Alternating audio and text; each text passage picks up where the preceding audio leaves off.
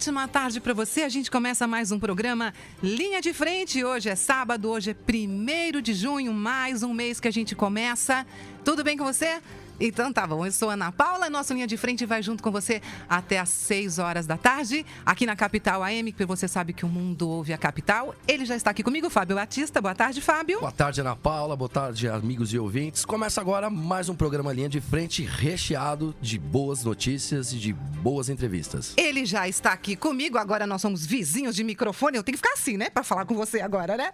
E hoje você tá cheio de novidades, porque você teve uma semana super produtiva, você viajou muito, você tem muita coisa para contar pra gente. Nosso querido Thomas Lau, boa tarde. Thomas, tudo bem? Boa tarde, Ana, é isso mesmo. Temos muitas novidades e vamos ter um programa recheado de novidades. Boa tarde, Fábio. Boa tarde, seja sempre muito bem-vindo. E o nosso programa hoje tá fantástico, você não pode perder, que tem cada entrevista uma melhor que a outra. Com a gente trabalhando ele, o nosso querido competente André... Alô, você tá demais, hein? O Linha de Frente tem a produção e direção da Tatiana Costa, um oferecimento da APEC, Associação Paulista dos Empreendedores do Circuito de Compras, e claro, sempre com o apoio cultural da Ibrachina. Então, uma ótima tarde para você, porque a gente começa agora o nosso Linha de Frente. Ô Thomas, daqui a pouco você vai contar pra gente da sua viagem a Portugal, a negócios, Sim. a trabalho, você vai contar tudo pra gente. E você esteve ontem também no Mato Grosso do Sul, né? Exatamente, Ana, no Mato Grosso do Sul, em Campo Grande, junto com os líderes empresariais do Mato Grosso, junto com o prefeito Marcos Trajano e também o ministro Song da Embaixada da China para falar das relações bilaterais e também de investimentos no Mato Grosso do Sul. Certo. Ou seja, tivemos até inclusive uma grande empresa chinesa que se chama CCCC e eles são uma empresa grande. Foi o presidente e o vice-presidente da empresa estatal.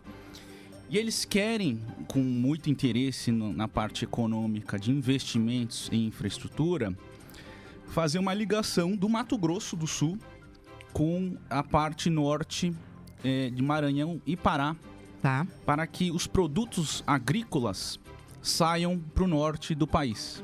Que bacana, hein, Thomas? Baita evento, cercado de muita gente importante, né? E para tratar de um assunto que para o nosso país é fundamental nesse momento, que são investimentos. Agora são 4h04, você participa com a gente, nosso WhatsApp está à sua disposição, é o 983345777, o mundo ouve a Capital. Thomas, presta atenção nessa notícia. O governo abre consulta pública para a criação do Marco Legal de Startups. O Ministério da Indústria, Comércio Exterior e Serviços, o MDCI, está com uma consulta pública aberta para a criação do Marco Legal de Startups. A proposta é ouvir a sociedade sobre 10 pontos primordiais para o setor. Segundo o site aberto para isso, a ideia é discutir como melhorar o ambiente de negócios, facilitar o investimento em startups, além de tratar de aspectos ligados a relações de trabalho e compras públicas. Um grupo formado por 160 pessoas dos setores público e privado se reuniu para montar o documento que deve nortear o marco legal. Na consulta, é possível entender os pontos e fazer comentários, além de contribuir para a formação do texto. Entre as propostas estão a definição do conceito de startups. O documento também fala sobre a criação da sociedade anônima simplificada para a utilização por empresas como startups, responsabilidade solidária e facilitação de investimentos para o setor. As propostas normativas foram elaboradas pelo Subcomitê Ambiente Normativo de Startups do Comitê Interministerial para a Transformação Digital, o CIT Digital. O órgão conta com participação tanto do Ministério da Economia e também o da Ciência, Tecnologia, Inovações e Comunicações. A chamada pública fica aberta por um mês até o dia 23 de junho, sendo que qualquer cidadão pode deixar a sua colaboração. Thomas. Ana, super importante a audiência pública para o aprimoramento da nossa legislação. Eu acho que esse marco legal das startups realmente tem um significado para a nossa sociedade. E a sociedade anônima simplificada realmente é uma coisa inovadora, né? E a gente vai ter um procedimento novo. Eu acho que o que pode diferenciar nas startups é o modelo de negócios societários. Tá. Quando você tem um modelo societário fácil de ser utilizado, eu acho que vai ser muito mais proveniente, muito mais fácil das startups poderem se movimentar. Bacana, né? E olha, relator fala em retirar da reforma da Previdência cortes que prejudicam os mais pobres. O relator da reforma da Previdência na Comissão Especial da Câmara, Samuel Moreira, do PSDB de São Paulo, afirmou que poderá retirar da proposta, por meio do seu relatório, pontos que cortam benefícios para a população mais pobre. Isso sem detalhar itens. Por outro lado, ele afastou a possibilidade de ampliar benefícios para corporações. Não é fácil para uma reforma neste momento. Ficar ampliando benefícios, por maior mérito que tenham um momento, é difícil de ampliar os benefícios. O que podemos é rever alguns cortes de benefícios que sacrifiquem a classe mais pobre e que precisamos preservar. Aí nós temos que tirar e melhorar o texto, foi o que disse Moreira após participar da Convenção Nacional do PSDB em Brasília. Thomas. Ana, a gente está num processo agora, eu estive em Portugal, e a discussão é como é que o Brasil está politicamente no momento dele. E todos falam dessa reforma da Previdência. Tá. De qualquer forma, o Brasil vai ter que passar por esse procedimento, por essa reforma. E eu acho que vai doer para muita gente, sim. Vai. Mas todos unidos, de uma forma única, com pensamento num Brasil melhor, vai ser o nosso momento de ter essa reforma de qualquer jeito, Ana, minha opinião. E olha, eu vou te dizer o seguinte, viu, Thomas? Ana Paula, a reforma é fundamental, como o Thomas disse, ela tem sido a grande trava e o grande entrave do governo, né? Então, foi muito bem dita aí a fala do deputado Samuel Moreira na convenção do PSDB, na Convenção Nacional, que inclusive elegeu como presidente o Bruno Araújo e o vice-presidente Domingos Sávio. Tá certo. E acontece neste final de semana a primeira feira do idoso empreendedor. Uma nova oportunidade gratuita de empreendedorismo para idosos, a primeira feira do idoso empreendedor tem o objetivo de apresentar o conceito de longevidade e envelhecimento ativo e acontece nesse final de semana em Santos, litoral sul de São Paulo. Além da venda de produtos específicos, a Feira do Idoso Empreendedor disponibilizará palestras e conversas sobre a revolução da longevidade, espaços kids e aulas de Tai Chi Chuan, também yoga e ritmos. Não é necessário realizar inscrição para participar do evento. A feira começa às 9 da manhã no campus Unimonte da Universidade São Judas Tadeu, que fica localizada na rua Comendador Martins, 52, no bairro Vila Matias, e contará com espaços de exposição e vendas voltadas para a população da terceira idade. Thomas, bacana isso, né? Muito bom, Ana. E para você ver, empreendedorismo não tem idade, né?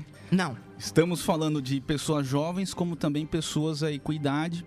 E que eu acho que empreendedorismo é muito bom, porque você faz com que a pessoa pense nas hipóteses, pense em investimento, pense em trabalho, pense em rendimento, Fábio. Então, eu acho que esse processo, esse trabalho dentro lá de Santos, eu sei que Santos tem muitos idosos, ter feira e palestras, eu acho que vai ser muito bom, muito proveitoso, para que a população de Santos, os idosos, tenham cada vez mais outras possibilidades até para uma vida com serviço, com trabalho, porque assim ninguém para totalmente. Uma vida mais ativa, né? Exatamente. E a gente tem percebido um crescimento, né, grande, né, principalmente nesses bairros como a região da Vila Mariana, que é uma das regiões da cidade que mais concentra idosos de São Paulo. E é interessante, né, porque são vários os segmentos. Então, região da Praça da República, na feira a gente vê uma concentração de empreendedores da terceira idade muito grande na parte do artesanato, né? E aquela coisa, Thomas, eles se aposentam e não querem parar de trabalhar. São 4h10, você participa com a gente na nossa linha de frente, pode participar pelo WhatsApp 98334-5777. E o Sebrae reúne sugestões para criar uma hamburgueria de sucesso e aproveitar o crescimento do setor. O hambúrguer artesanal caiu no gosto do brasileiro. Um estudo feito pelo Sebrae mostrou que empreendimentos especializados em hambúrgueres superaram o modismo e se destacaram entre os mais lucrativos do setor nos últimos anos. Isso de acordo com a Associação Associação Brasileira de Franchising, a ABF. As redes de franquias de hamburguerias associadas à entidade cresceram mais de 30% em 3 anos.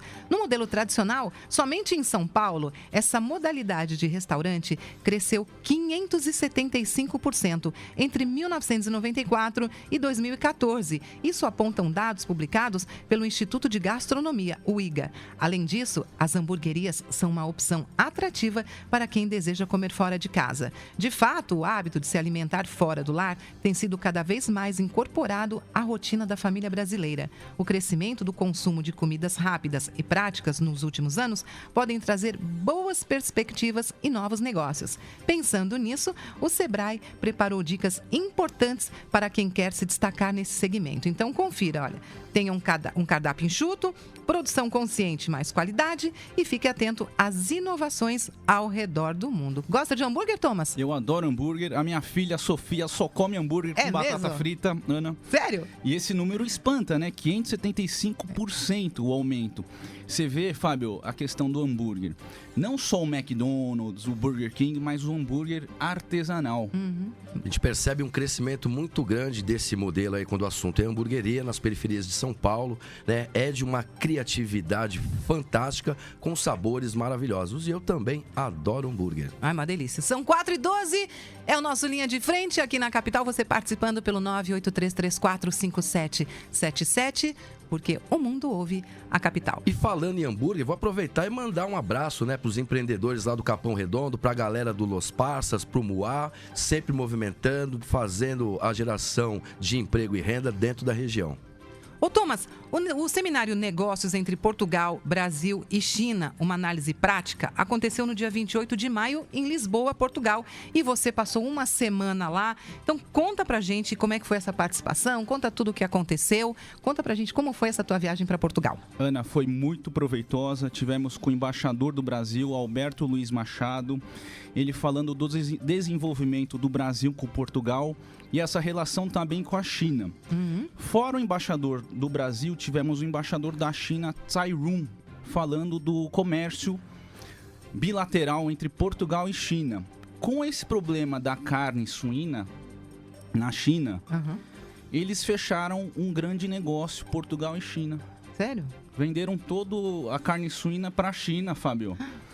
E o Brasil agora, a gente está aí esperando novas oportunidades na carne bovina, mas a carne suína, Portugal já deu um passo, se antecipou e conseguiu vender o produto da carne suína para a China, Fábio. Eu, inclusive, me lembro que num programa anterior, você comentou da importância desse triângulo, né, dessa relação comercial entre Brasil e China.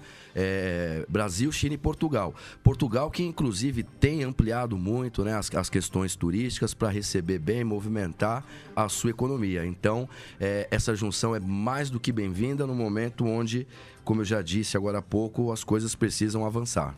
Thomas, a gente volta já para você terminar de contar de Portugal, que foi um sucesso, porque agora é a hora da gente ir para os comerciais. Linha de Frente, volta em um segundo, não saia daí. Um oferecimento da PEC, da Ibrachina. Não sai daí, porque a gente volta já. Termina de contar pra gente, você estava contando lá de Portugal, da sua viagem que foi super produtiva. Portugal foi muito bom, tivemos com o Dr. Pedro Rebelo de Sousa, que é o irmão do presidente, o Dr. Marcelo. E é muito engraçado, Ana, porque a gente estava falando dos números, né, as trocas comerciais. E as trocas comerciais do Brasil, obviamente que o Brasil tem uma dimensão gigantesca em relação a Portugal, com a China tem mais de 100 bilhões de dólares de trocas comerciais. E aí eu fiz a pergunta para eles sobre Portugal e disseram até que o ano passado foi até 8 bilhões de dólares as trocas comerciais de Portugal para a China. Então essa relação triangular nesse grande evento que fizemos em Lisboa, trouxemos grandes empresários também lá em Portugal, inclusive empresas chinesas que instalaram-se lá, como por exemplo o Bank of China, o Be-Water, o outro banco muito famoso que é da China, que agora também está instalado em Portugal, que é o Haitong. E um banco português, que é o BCP Millennium, que acho que tem inclusive aqui em São Paulo, no Brasil, ele agora parece que tem algumas cotas sociais, inclusive de investimentos chineses. Então, hoje, a China tem olhado muito para Portugal como uma porta de entrada para a Europa, para os investimentos chineses, seja também na parte de infraestrutura. E o que muito contou o embaixador da China, o Tsai Rung, é que também eles estão querendo, com esse projeto de uma rota e um cinturão, ele chama até de uma faixa e um cinturão, professor Willy. Eles querem fazer um investimento também em Portugal para que essa rota volte pela África e depois volte para a Ásia. Então, todo esse trabalho desse primeiro grande evento em Portugal, e isso daí despertou o interesse de muitas pessoas lá, Ana, porque foi o primeiro evento que a gente fez. Brasil, Portugal e China. Tá. E agora eles já querem replicar o evento, professor Willy. Aqui? Querem fazer lá no Porto. No Porto. Então já tem um outro convite pra gente fazer no Porto. Vamos ver se a gente tem braço suficiente aí, né? O fôlego suficiente para fazer. Mas já lançaram mais um convite para fazermos um evento no Porto. Que coisa boa, hein? A perspectiva, Parabéns. então, é de grande crescimento, né? Quando você fala nos bancos chineses lá em Portugal, o Brasil tem alguma perspectiva de crescimento desses bancos aqui? Fábio, aqui no Brasil agora a gente já tem a presença do Bank of China, do Haitong, do China Construction Bank. São bancos que vieram para o Brasil e que estão tentando financiar projetos aqui no Brasil. E os projetos que vão financiar aqui, eu acho que, no meu ponto de vista, vão ser muito mais projetos de infraestrutura, professor. Que bom. Então, eles estão voltados muito para esse segmento de infraestrutura. Por quê? Porque é o futuro, né? Eles entendem que o Brasil tem muitos produtos agrícolas, mas o problema é do deslocamento desses produtos. E aí o que vai acontecer? Talvez seja até interessante terem plantas fora da China. E uma coisa me preocupa, Fábio, e inclusive o ministro Song da Embaixada da China falou ontem: Brasil, vocês têm que ter o preço da soja um preço justo. Sim. Porque eles lá na China já estão tentando produzir a soja natural lá, professor Willy. Que coisa, hein? Então, quer dizer, os chineses estão vendo os mercados, não só o Brasil, por isso que eu acho que a gente também precisa correr contra a maré, ter produtos que possam ser produtos que tenham preços bons, mas ao mesmo tempo a gente precisa olhar a nossa produção industrial, Fábio. É uma relação de mercado complexa, né? Difícil, né? De entender às vezes, mas pelo que você está nos trazendo aí, todas essas boas notícias, com grande perspectiva, né? De crescimento e de evolução, Ana Paula. Vem muita coisa boa por aí. Vem com certeza, né, Thomas? Com certeza. Agora, Thomas, você eu sei que sabe, né? Mas você sabe o que é o confucionismo? Você sabe, né, Thomas? Isso, vamos deixar essa para o professor Chu ali responder. Pois é, olha, para você que não sabe, como eu não sabia, o confucionismo, aprendi agora, é um sistema filosófico do chinês Confúcio. Kung Fu Tzu, certo? Tutsi. Tutsi? Yeah. Tá. Durante o século 6 a.C. Para tratar desse tema, nós vamos receber hoje o Willy Santiago e o Chu Yuji. Chu Yugi. Ai, Thomas, me ajuda. Chu Yugi. Chu Yugi. O Chu Yugi, ele é nascido em Xangai e migrou para o Brasil em 1963. É graduado em Psicologia pela USP e teve atuação no Departamento da Saúde do Servidor e no Serviço de Assistência Especializado em DST e AIDS da Prefeitura de São Paulo. O Willy Santiago Guerra Filho é mestre em Direito pela PUC São Paulo e professor do Centro de Ciências Jurídicas e Políticas da UFRJ. A gente recebe com muito carinho. Muito boa tarde, sejam muito bem-vindos aqui à Rádio Capital, ao nosso Linha de Frente. Agradeço, mas eu preciso fazer uma pequena correção. O que eu falei errado? De fato, não falou nada errado com relação a ser mestre pela PUC, só que eu sou professor da PUC. E livre docente, né, professor? Tem não sei quantos doutorados. Mesmo?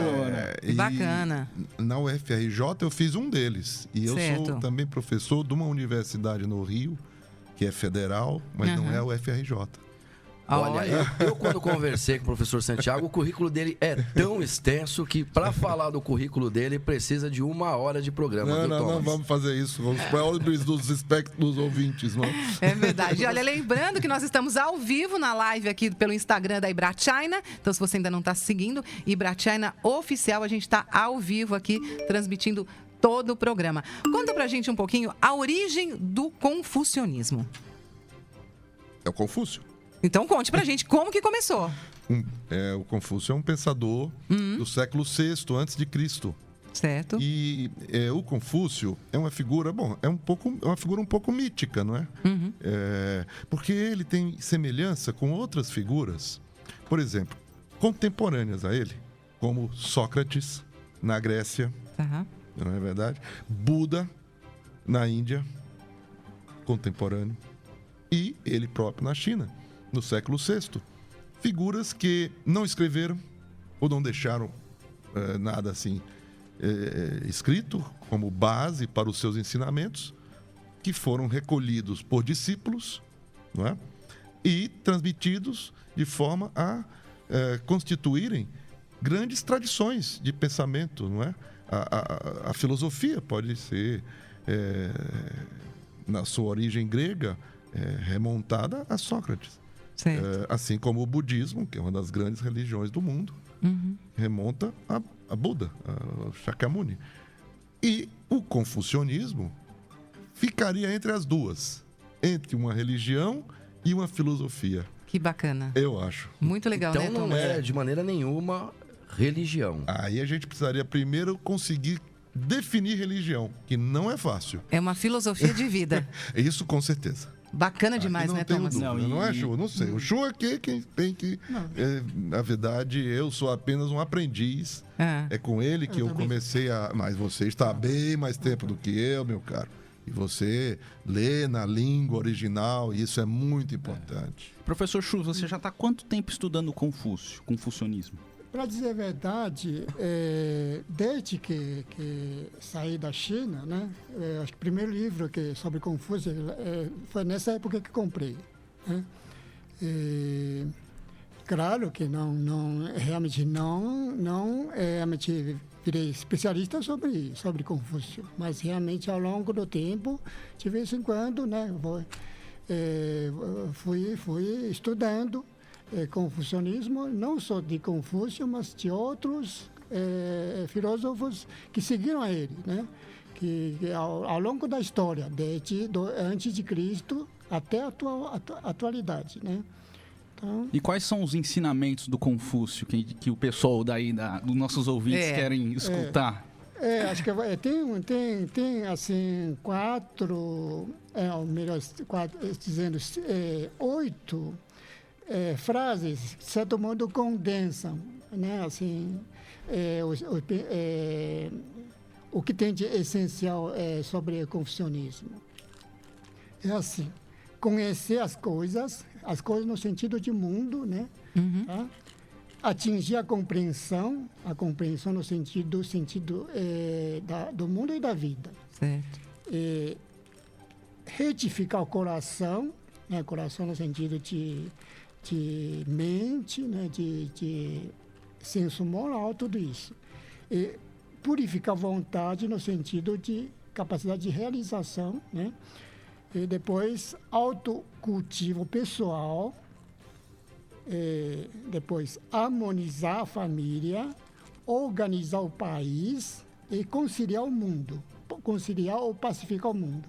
Então, vocês veem, a partir das coisas, primeiro as pessoas conhecem as coisas. Por exemplo, quando a criança nasce, a primeira coisa que tem contato é o leite, né? Sim. É uma coisa. Então, ele tenta unificar todas as experiências humanas, né? Desde o mais íntimo, o mais básico, até o mais amplo. Né?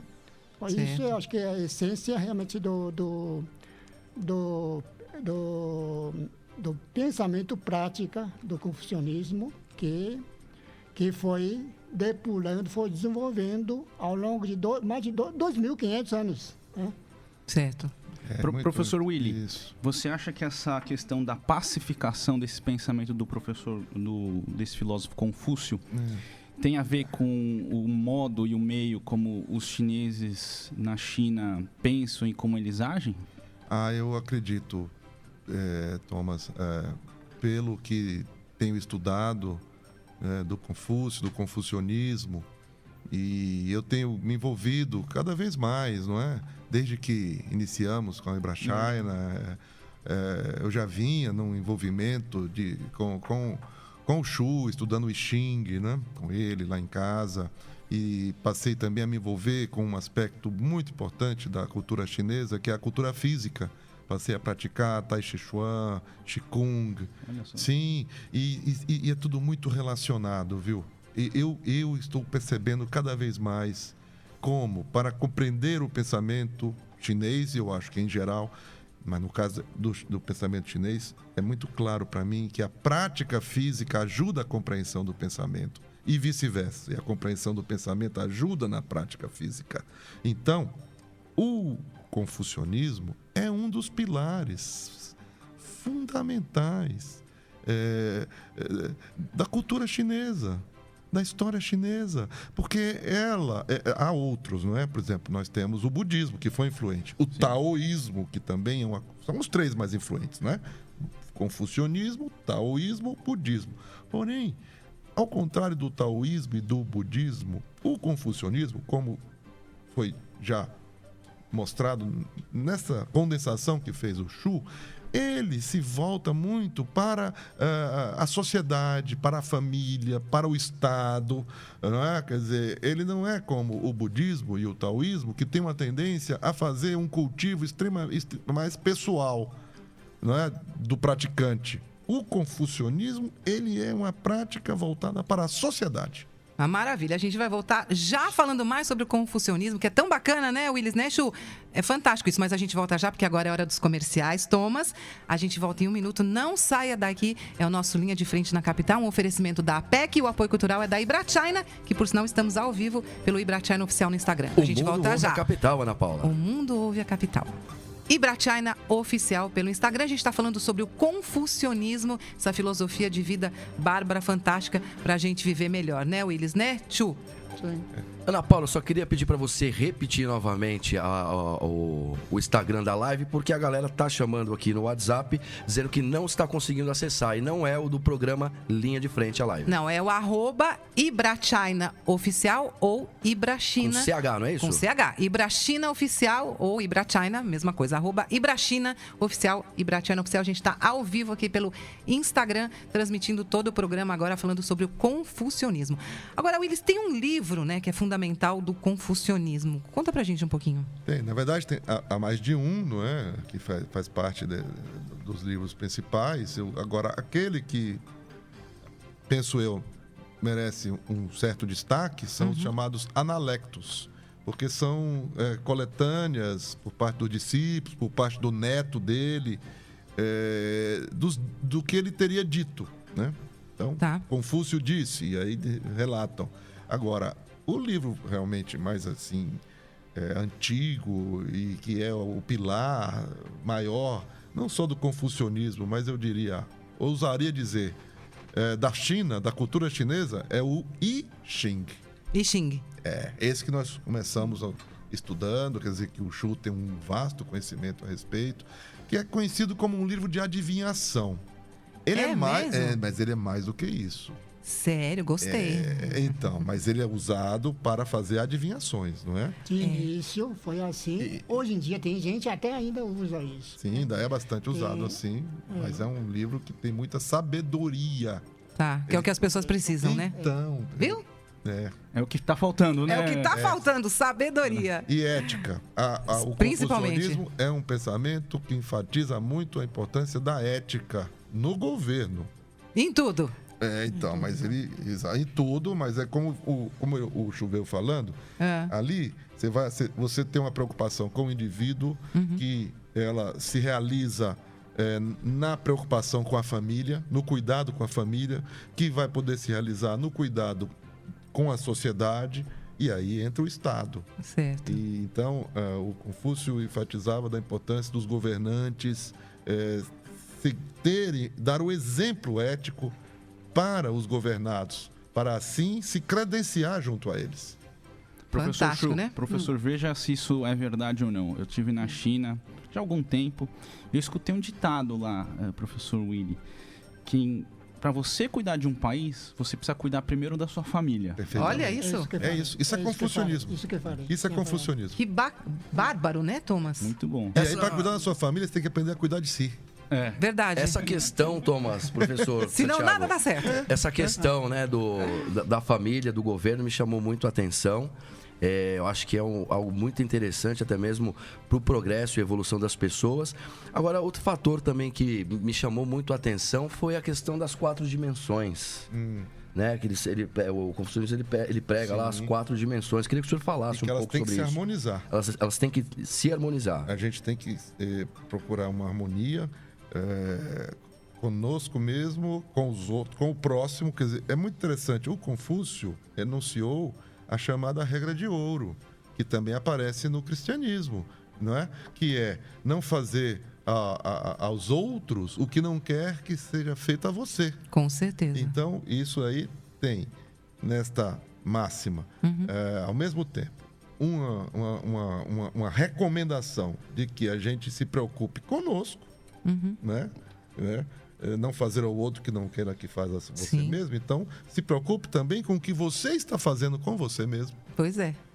E daí não se engana, né? E daí, isso que você está fazendo com você deve ser levado ao outro para que ele também receba, não é? E lhe devolva, né? A benevolência.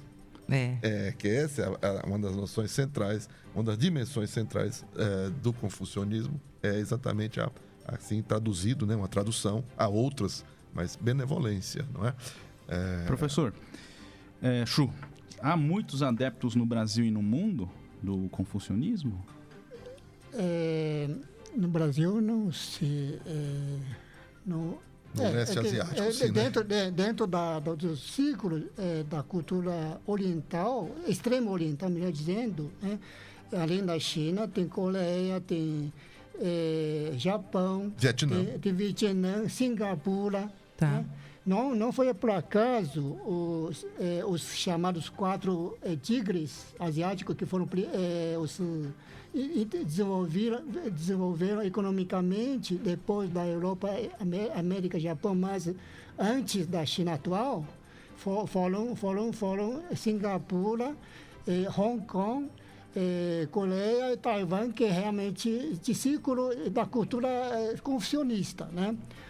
Também não foi por acaso, muitos especialistas afirmaram que o confucionismo no Oriente desempenhou papel histórico para o desenvolvimento equivalente ao protestantismo na Europa. No Ocidente, nos Estados Unidos, por exemplo. Chu, e quando nós olhamos para os aspectos filosóficos de desenvolvimento dentro do Brasil, existe algo nesse sentido que seja próximo do confucionismo? Acho que sim. Inclusive o Mauá, famoso Mauá, né?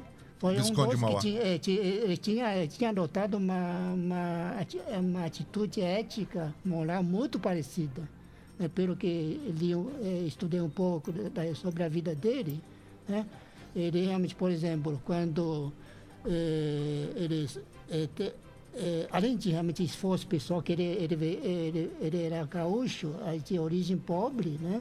Que ele realmente teve que começar a trabalhar muito cedo no Rio de Janeiro e realmente desenvolveu as empresas dele, né? Banco do Brasil. De início, realmente, com muito esforço, aprender com inglês. O primeiro patrão dele, se não me engano, foi dar o inglês, né? É muita coisa interessante, hein, Thomas? Sim.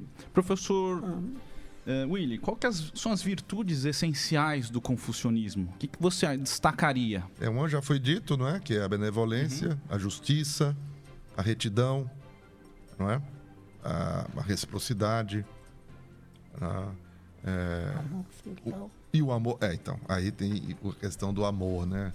O amor entre marido e esposa, entre irmão mais velho, irmão mais novo, não é?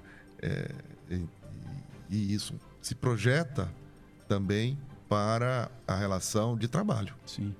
Verdade. Professor Chu, e quais são os principais ritos tradicionais do confucionismo? Teria algum rito tradicional? Porque antigamente tinha, né? Hoje eu acho que talvez em Taiwan ainda existe, né? Para dizer a verdade, quando os ritos eu não estudei quase nada, porque realmente é um aspecto que realmente menos me interessou, né? Mas ao Confúcio interessava. Ele sim, os ritos, sim. Muito. Só para ilustrar assim um pouco aí. Então, o segundo, mas o Mêncio, né, que depois do Confúcio é o mais importante confucionista, né, que foi discípulo do neto do Confúcio. O Mêncio, na educação dele, a mãe teve que mudar 3 vezes para poder educar o menino de um modo, do ponto de vista dela, satisfatório, né? Primeiro, dizem que a mãe tinha, o Mêncio tinha perdido o pai muito cedo, então a mãe teve que criar ele sozinho. De início, eles moravam perto de um cemitério. Então, por causa das circunstâncias, o menino começou a brincar, né, de enterro, essas coisas que a mãe achou que realmente isso não era uma influência adequada para ele. Então, realmente mudou. Resolveu mudar de casa, mudar para outro lugar. Outro lugar, ela ficava perto de mercado. Então, realmente havia assim, muito comerciante vendendo, gritando. O menino começou a imitar assim, a atividade de comerciante, né? A mãe achou que também era muito adequado para a educação do menino. Teve que mudar outra vez para um local, e aí realmente ficava perto de escola. Então, aí realmente o menino, o Mêncio, realmente começou a se dedicar mais ao estudo. Inclusive, na época, o estudo incluía alguns rituais, né? Porque na época realmente... Porque de início o ritual não tem um sentido tão assim negativo que hoje em dia adquiriu, né? Porque o ritual antes significava apenas maneiras adequadas de se comportar socialmente. O decoro, né? De acordo com posições sociais. Né? Tá? Então, realmente... Você vê, é interessante, né? Toma os caras, outros. Então, mas só para completar, depois que o Mêncio casou, uma vez, ele de repente entrou em casa sem avisar antes a esposa. Ele viu a esposa numa posição bem relaxada, bem à vontade. Aí ele ficou tão bravo, queria separar da esposa. A mãe aí deu outra lição para ele. Falou que você não avisou a esposa antes, então você também falhou na sua maneira, no seu ritual de comportar como esposo, né? Então, mostra bem que rituais, maneiras de comportar, assim, são a mesma coisa, né, antigamente, né? Ô, Thomas, a gente vai precisar de mais um programa para falar sobre o confucionismo, porque é tão bacana. Hoje a gente vai ser até mais leve daqui, né? Que é muito bacana, né, Fábio? Muito bom, muito interessante, viu? Muito interessante mesmo. Eu teria talvez só 2 aspectos ainda que eu acharia importante destacar, da importância do Confúcio. Foi, primeiro, a importância que ele deu à educação. Porque ele foi alguém que, no final da sua vida, fundou uma escola. Sim. Tá? E consta que teve 3.000 discípulos. E isso foi que proliferou o pensamento dele. E o confucionismo se tornou extremamente influente naquilo que foi um eixo de formação na China, que foram os concursos públicos. Porque, não sei se sabem, mas a China foi onde se começou a fazer concursos para que se fizesse parte do Estado, o funcionário, por concurso. Nós podemos trazê-los novamente, Thomas? Com certeza, Ana Paula. Porque é muito interessante isso, tem muita coisa para vocês falarem. Então, Willis, Chu, a gente agradece muito a presença de vocês. Eu, pelo menos, estou saindo mais leve daqui hoje e vou estudar muito mais sobre o confucionismo. Muito bacana. E a galera que ficou curiosa, quiser saber mais também, pode dar uma pesquisada na internet. Sim, até a nossa tem muita próxima coisa entrevista. bacana. E praticar Tai Chi Chuan. Também. Muito obrigada pela presença de vocês e até uma próxima, né, Thomas? Isso mesmo. Nós vamos para os comerciais, voltamos já. Linha de frente, oferecimento APEC, apoio cultural da Ibrachina. Não sai daí que a gente volta já. Já. Você está ouvindo Linha de Frente, com Ana Paula Favalli e Fábio Batista.